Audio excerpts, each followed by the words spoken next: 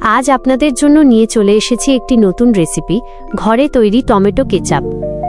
নমস্কার বন্ধুরা, আমি বন্দনা দুয়ারি। তো চলুন শুরু করা যাক।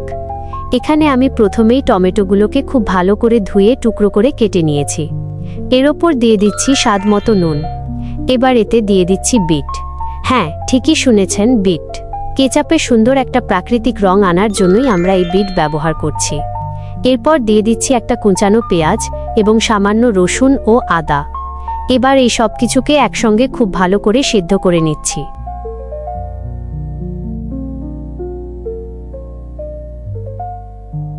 সেদ্ধ হয়ে গেলে সম্পূর্ণ মিশ্রণটিকে আমরা মিক্সিতে খুব মিহি করে বেটে নেব।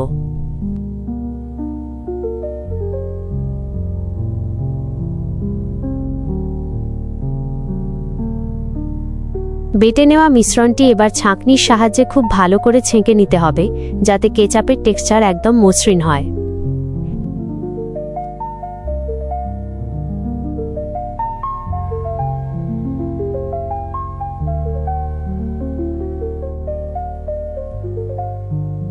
এরপর কড়াইতে ছেঁকে নেওয়া টমেটোর পেস্টটা দিয়ে দেব এবং এর মধ্যে দিয়ে দেব স্বাদমতো চিনি।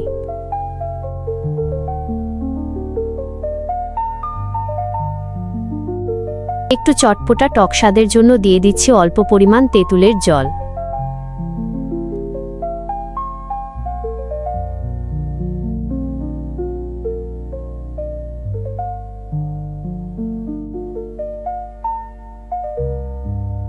এবার এতে দিয়ে দিচ্ছি ভিনেগার।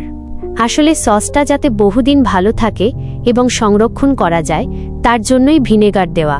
ভিনেগার না দিলে এটি 1 সপ্তাহের মধ্যেই নষ্ট হয়ে যাবে। এখানে আমি 3 ছিপি ভিনেগার ব্যবহার করছি। এবার মিশ্রণটিকে বেশ কিছুক্ষণ ভালো করে ফুটিয়ে ঘন করে নিলেই একেবারে তৈরি আমাদের হোমমেড টমেটো কেচাপ। পুরোপুরি ঠান্ডা হয়ে গেলে এটি একটি পরিষ্কার কাঁচের জারে ভরে রেখে দেবেন। বন্ধুরা, দেখুন তো এর রংটা ঠিক কতটা সুন্দর হয়েছে। এবার আপনারা নিশ্চিন্তে যে কোনো স্ন্যাক্স বা খাবারের সঙ্গে এই কেচাপ উপভোগ করতে পারবেন। ধন্যবাদ।